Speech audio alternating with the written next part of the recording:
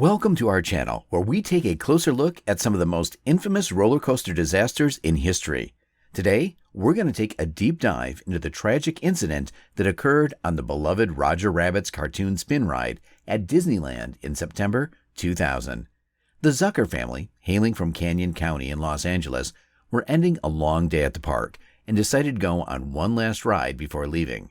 The Roger Rabbit's cartoon spin, which was originally created 6 years earlier in January 1994, was the perfect way to end the day. As they boarded the ride, the Zucker family of four, Brandon, his 6-year-old brother Nicholas, and his mother Victoria, and grandparents David and Gene Kirland, got into one of the yellow taxicabs. Each cab is designed to hold 2 people, and Brandon sat in the area near the door to the passenger side, his grandparents behind the wheel. With the traffic light turning green, the family was off on an exciting journey through the world of Toontown, home of the beloved cartoon characters from the movie Who Framed Roger Rabbit. The ride is a wild and wacky experience that takes guests on a zigzagging journey through Toontown, passing wicked weasels and other zany characters from the movie. The cab spins 360 degrees as they race through Toontown, making for a thrilling experience. But the Zucker family was unaware of the horror that was ahead of them. I've been posting lots of interesting and informative videos about roller coaster disasters on my channel. If you're interested in learning more about this subject, please subscribe to my channel.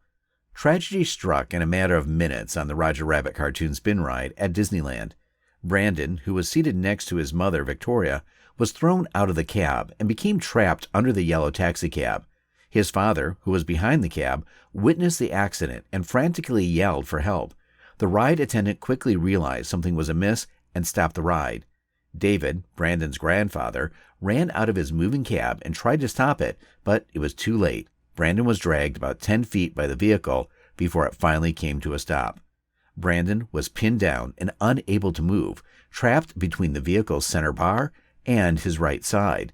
His grandmother, Jean, tried to comfort him as he lay unconscious, his hands shaking. His father, David, ran to him and screamed at the ride attendant, "My child is trapped under the car." The ride attendant pressed the emergency button on the control panel and ran to assist David. Another person was encouraged to call 911. The lights went on and the ride was canceled. The scene was one of chaos and confusion, with guests and park employees alike in a state of shock and disbelief. The emergency response team arrived on the scene quickly, but it was clear that Brandon's injuries were severe. He was rushed to the hospital, where he underwent emergency surgery to repair the damage caused by the accident.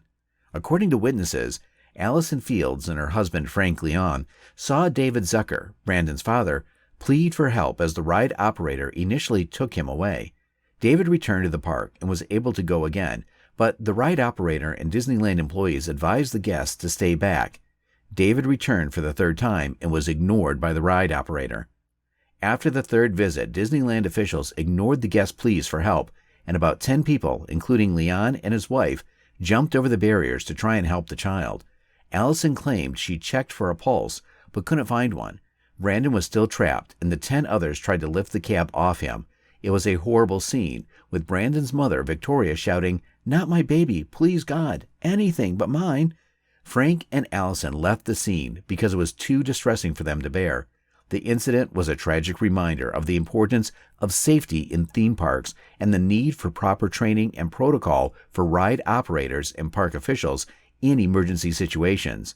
The Zucker family, the witnesses, and the community were deeply affected by the incident, and it left a lasting impact on them. Another witness said that Disneyland took too long to notify the police. The police arrived in 3 minutes after the call was made. Firefighters joined them shortly afterwards. The firefighters used a jack and freed the boy from the train. The Disney rescue crew performed CPR on Brandon until paramedics arrived. Paramedics miraculously managed to get a pulse. Brandon was then unable to breathe by himself due to lack of oxygen. He was taken to UCI Medical Center, where he had surgery for 2 hours. However, Brandon survived the Zucker family nightmare. Brandon Zucker suffered a ruptured liver, diaphragm, and spleen.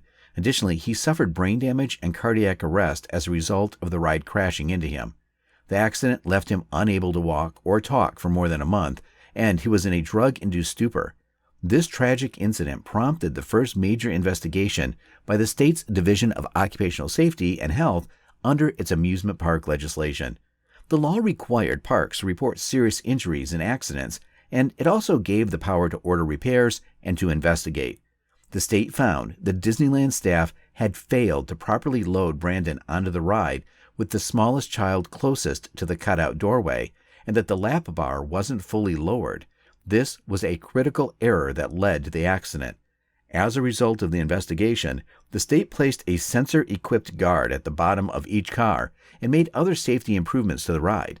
These changes were implemented to prevent similar accidents from happening in the future and to ensure the safety of all guests at the park. Brandon, who was just 6 years old at the time, suffered severe injuries that required extensive medical treatment. He spent the following 8 years in and out of hospital beds, struggling with the consequences of the accident. His mother, Victoria, said that he suffered for 8 years, spending many hours in the hospital and undergoing therapy to try and improve his condition. Despite the best efforts of his family and medical team, Brandon's health continued to decline. As a result of the accident, the Zucker family sued Disneyland for wrongful conduct and reached a settlement for an undisclosed amount to pay for Brandon's expensive medical treatment. Unfortunately, the settlement did not bring back the life that was taken away from Brandon. On January 26, 2009, the Zucker family was dealt a devastating blow as Brandon passed away in the arms of his mother at the Children's Hospital of Orange County. He was just 13 years old, but his young life had been filled with pain and suffering as a result of the tragic accident that occurred on the Roger Rabbit's cartoon spin ride at Disneyland. For 8 long years, Brandon had struggled with the injuries he sustained in the accident, and his mother said that every time he was prodded or poked, another piece of his heart was removed. Despite the constant medical treatments, Brandon's health had continued to decline, and the family had to say goodbye to the young boy they loved so deeply. His mother said, "For 8 years, I have been grieving. He is running and playing on a scooter up in heaven. We gave him the best possible quality of life. We loved him deeply and will miss him. He was a great, great son." The loss of Brandon was felt not only by his family, but also by the entire community who had followed his story and prayed for his recovery. Today, Brandon is survived by his older brother, his mother, and his father. His memory is honored at the Pacific View Memorial Park in Orange County, California.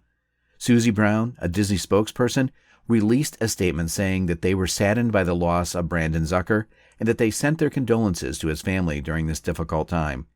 The tragic accident on the Roger Rabbit's cartoon spin ride at Disneyland serves as a reminder of the importance of safety in theme parks.